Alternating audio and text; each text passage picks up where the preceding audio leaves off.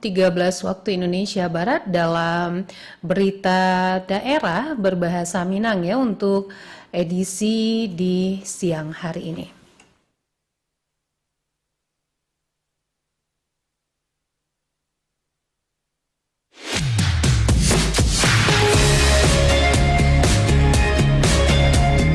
Kanal informasi dan inspirasi. Pro 1.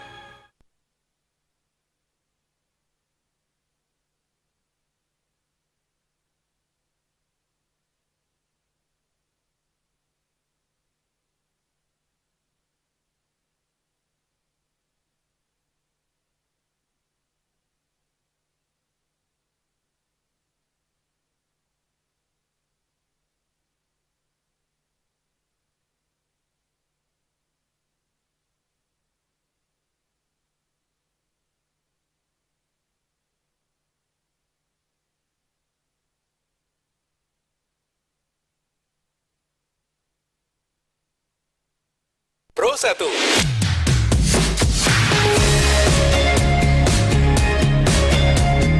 Kanal informasi dan inspirasi. Pro 1.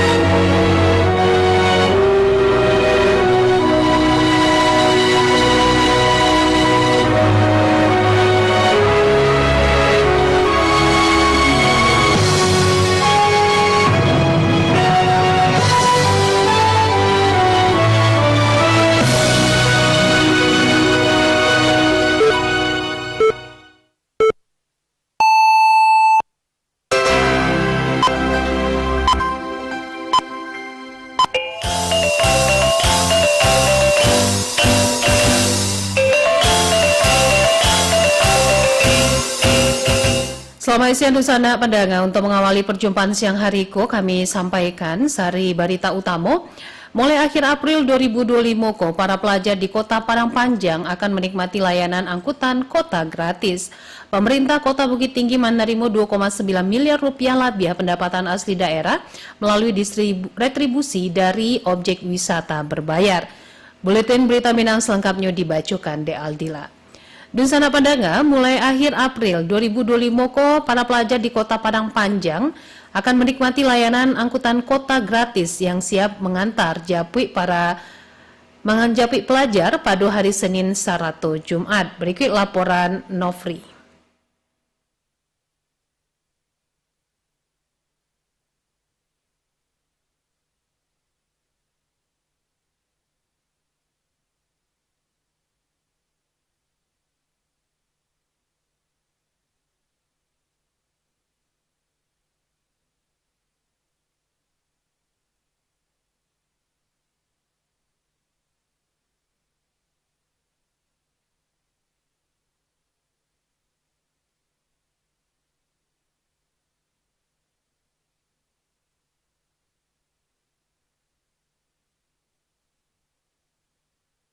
Mulai akhir April 2025, para pelajar di Kota Padang Panjang bakal menikmati layanan angkutan kota gratis dan siap mengantar jampui mereka pada hari Senin 1 Jumat. Wali Kota Padang Panjang Henry Arnis menyampaikan, programku ditargetkan mulai beroperasi pada minggu terakhir April 2025. Dikatakan, Pemko upayakan minggu ketiga lah dapat berjalan. Program angkutan kota gratis kau diperuntukkan untuk pelajar mulai dari tingkat TK, SD, SMP hingga SMA. Program ko sabutnya merupakan salah satu dari 100 hari kerja wali kota dan wakil wali kota. Tujuannya digunakan memberikan kemudahan akses transportasi untuk para pelajar serta mengurangi penggunaan kendaraan roda 2 oleh anak-anak sekolah.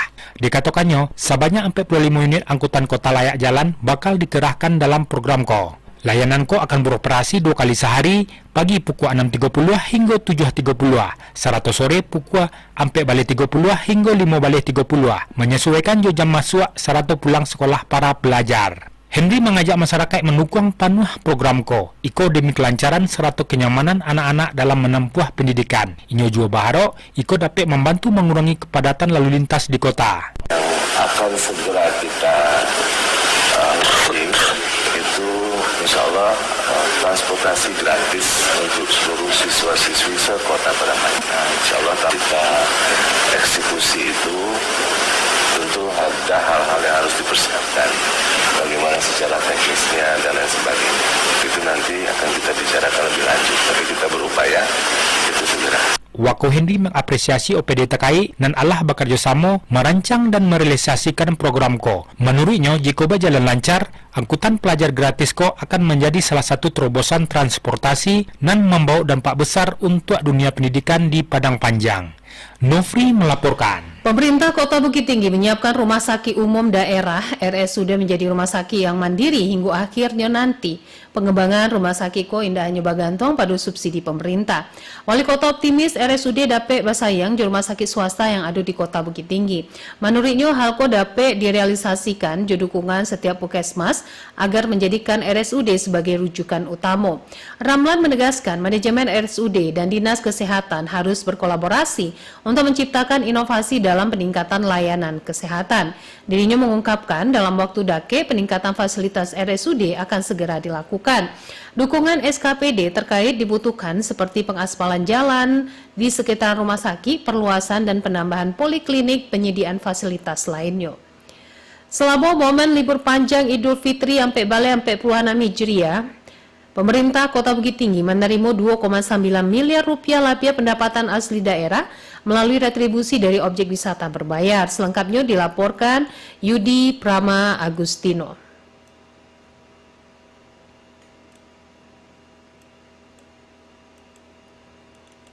Pemerintah Kota Bukit Tinggi menerima 2,9 miliar rupiah lebih pendapatan asli daerah atau PAD melalui retribusi dari objek wisata berbayar selama momen libur panjang Idul Fitri 1446 Hijriah atau 2025 Masehi lalu. Sejumlah objek wisata berbayar milik Pemko Bukit Tinggi, yaitu Taman Marga Satwa dan Budaya Kinantan TMSBK atau Kebun Binatang, Benteng Fordeko, Taman Panorama dan Lubang Japang, ramai dikunjungi wisatawan dari berbagai daerah. Kepala Dinas Pariwisata Kota Bukit Tinggi, Rofi Hendria, menyebutkan, berdasarkan data dari periode tanggal 31 Maret hingga 7 April 2025, Pemko Bukit Tinggi menerima retribusi sebanyak Rp2.973.987.000 dari ampe objek wisata berbayar tersebut. Untuk kunjungan ke objek wisata TMSBK dan akuarium, pendapatan retribusi terbanyak terjadi pada hari Kamis 3 April 2025, jo total Rp3.753.050. Selanjutnya, ulas Rofi Hendria, kunjungan ke objek wisata Benteng Fordeko, pendapatan retribusi terbanyak juga pada hari Kamis 3 April 2025, jo total Rp69.950.000. Sementara itu, kunjungan ke objek wisata Taman Panorama dan Lubang Japang, pendapatan retribusi terbanyak pada hari Kamis 3 April 2025, jo total Rp81.850.000. Rofi Hendria menjelaskan, tingkat kunjungan ke objek wisata berbayar pada momen libur lebaran tahun meningkat dari tahun sebelumnya, jo perkiraan terjadi lonjakan kunjungan sekitar 30%.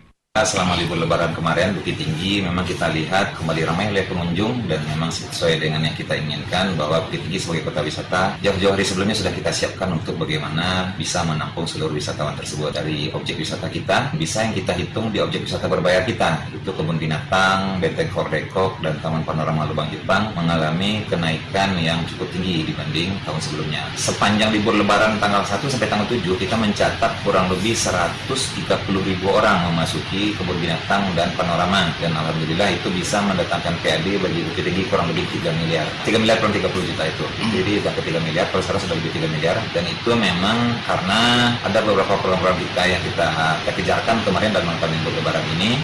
Selain itu, ulas Rofi Hendria, selama momen libur lebaran lalu, seluruh objek wisata berbayar di Kota Bukit Tinggi dalam kondisi aman dan kondusif setelah dievaluasi tidak ada keluhan ataupun permasalahan yang terjadi, dan ke depan diharapkan tingkat kunjungan tarikh meningkat sehingga target pendapatan asli daerah berjalan sesuai jo target yang diharapkan. Yudi Prama Agustino melaporkan. Bupati Pasaman Barat Yulianto bersama Wakil Bupati M. Irfan menyampaikan nota laporan keterangan pertanggungjawaban Bupati tahun anggaran 2024 kepada Dewan Perwakilan Rakyat Daerah. Bupati Pasaman Barat menyampaikan berdasarkan amanat Undang-Undang Nomor 23 Tahun 2004 Bale tentang pemerintahan daerah, Kepala Daerah wajib menyampaikan laporan penyelenggaraan pemerintahan daerah kepada pemerintah pusat melalui gubernur serta memberikan laporan keterangan pertanggungjawaban kepada DPRD. Menurutnya LKPJ tahun anggaran 2024 merupakan pertanggungjawaban atas penyelenggaraan pemerintah daerah selama 1 tahun anggaran termasuk pelaksanaan APBD 2024. Disampaikan penyampaian LKPJ kepada DPRD merupakan bentuk kewajiban pemerintah daerah dalam menjelaskan kinerja penyelenggaraan pemerintahan kepada masyarakat sebagai wujud akuntabilitas publik. Dan sanak pendengar, usai pelaksanaan kampanye visi misi berakhir Selasa malam Kapatang, Bawaslu menilai ketiga paslon hadirkan pendidikan politik bermartabat untuk pemungutan suara ulang Pilkada Kabupaten Pasaman 9 Balai April. Berikut laporan Alwan Ahmad Fauzan.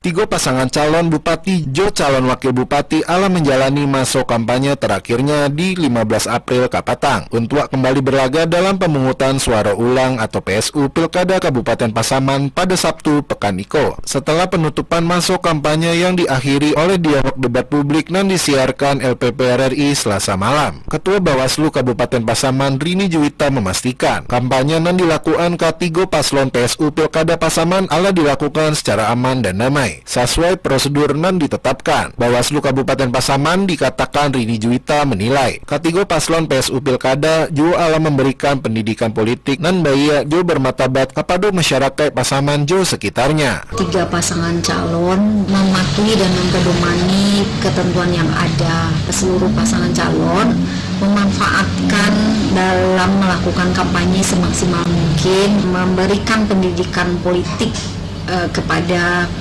pemilih masyarakat Kabupaten Pasaman yang sudah memilih untuk datang ke TPS tanggal 19 April. Diketahui untuk Pilkada Pasaman 2024 sabalunyo diikuti tiga pasangan calon yaitu nomor urut 1 Leli Suheri Anggit Kurniawan Nasution, nomor urut 2 Maraondak Des Rizal, jo nomor urut 3 Sabar AS Sukardi. Sedangkan untuk penyesuaian nama pasangan calon terbaru yang ditetapkan berlaga di PSU Pilkada Pasaman 19 April mendatang yaitu nomor urut 1 Leli Suheri Parulian, nomor urut 2 Maraondak Des Rizal, jo nomor urut 3 Sabar AS Sukardi. Alwan Ahmad Fauzan melaporkan. Nyonya Dr. Dian Puspita Fadli Amran, SPJP, hadiri pertemuan istri kepala daerah dan organisasi wanita di Auditorium Gubernur Sumatera Barat. Pertemuan yang sekaligus halal bihalal merupakan pertemuan yang pertama kali dilakukan pasca pelantikan Gubernur, Bupati, dan Wali Kota se-Sumatera Barat yang dihadiri langsung oleh Gubernur Sumatera Barat, Mahyeldi.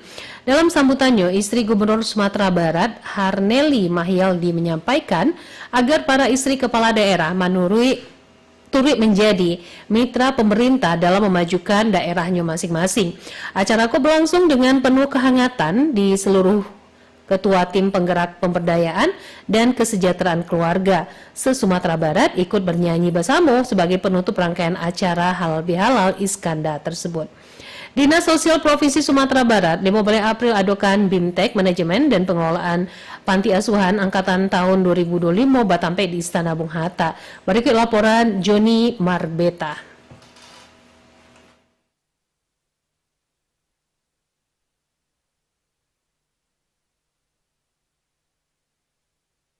Sebanyak 67 bendahara dan aplikator pengelola panti asuhan dikelola di masyarakat berasal dari 6 kabupaten kota serupa Kota Bukit Tinggi, Padang Panjang, Sawalunto, Kabupaten Agam, Solo Selatan, dan Kabupaten Dharmasraya Allah melakukan bimbingan teknis BIMTEK Manajemen dan Pengelolaan Panti Asuhan Angkatan Pertama tahun 2025 dan diadukan bidang rehabilitasi sosial Dinas Sosial Provinsi Sumatera Barat batampe di Istana Bung Hatta Bukit Tinggi. Pelaksanaan BIMTEK Manajemen dan Pengelolaan Panti Asuhan Angkatan Pertama dari total hampir ditampi angkatan dilakukan tu secara resmi dibuka di Kepala Dinas Sosial Provinsi Sumatera Barat Dr. Ernest Saifullah MM didampingi Kepala Bidang Rehabilitasi Sosial Heni Yunida SE dengan hadirkan narasumber dari Bapeda dan Inspektorat Provinsi Sumatera Barat dengan menekankan peningkatan dan pengelolaan manajemen panti asuhan dan rancak terhadap manfaat dana hibah Lembaga Kesejahteraan Sosial LKS dan diberikan ke panti asuhan sehingga perlu penguatan lembaga dalam hal manajemen standar lembaga sehingga bisa diberikan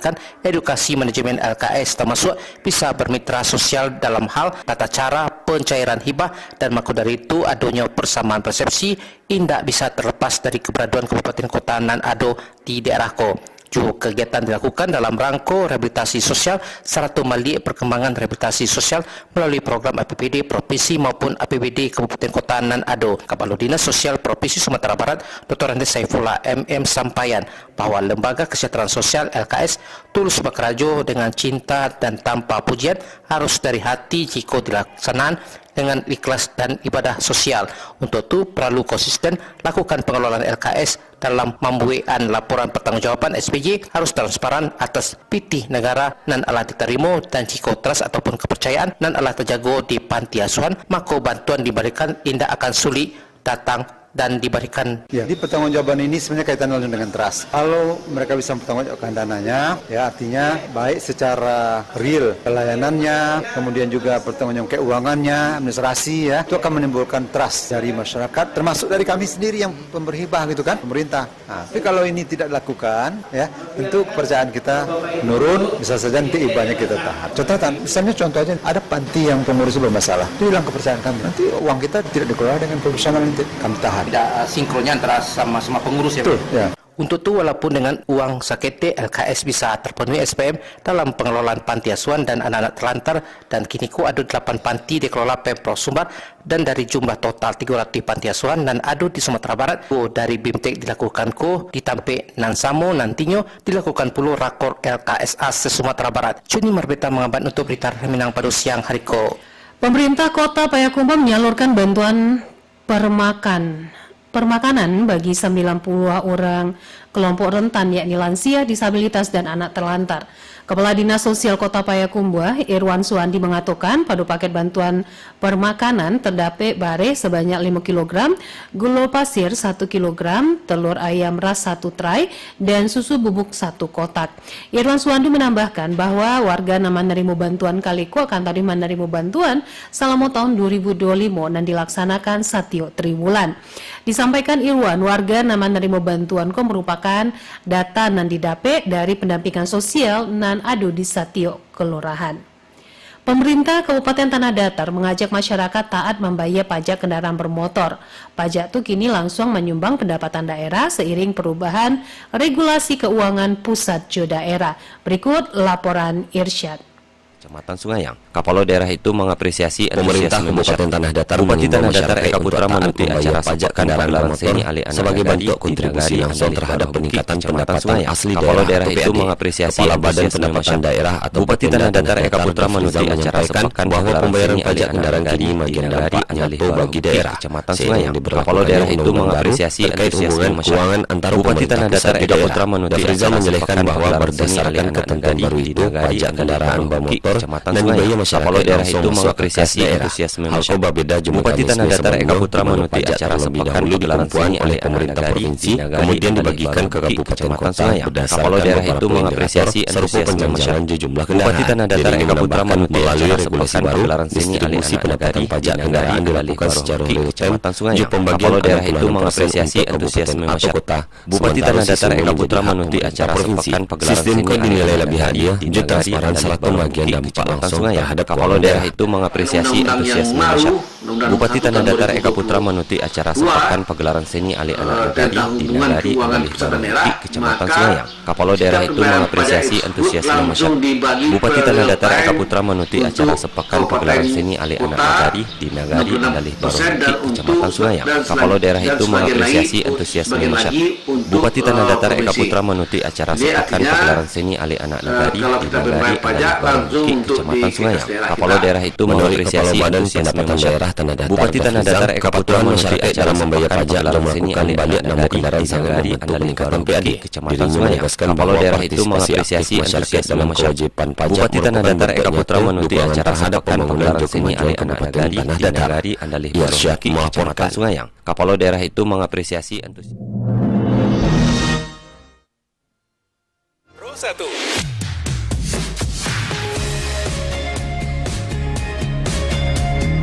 Kanal informasi dan inspirasi.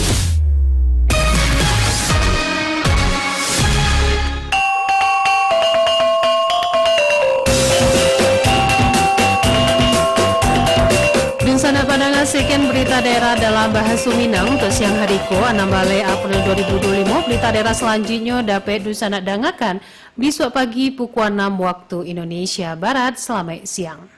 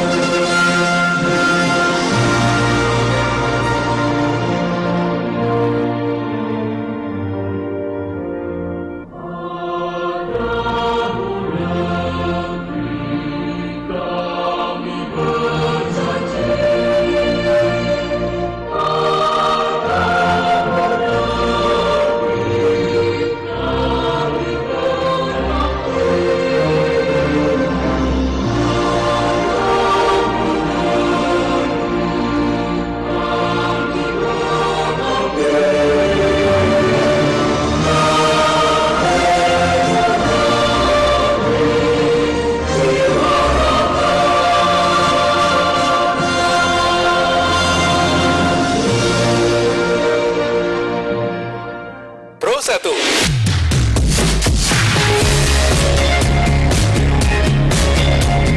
Kanal informasi dan inspirasi.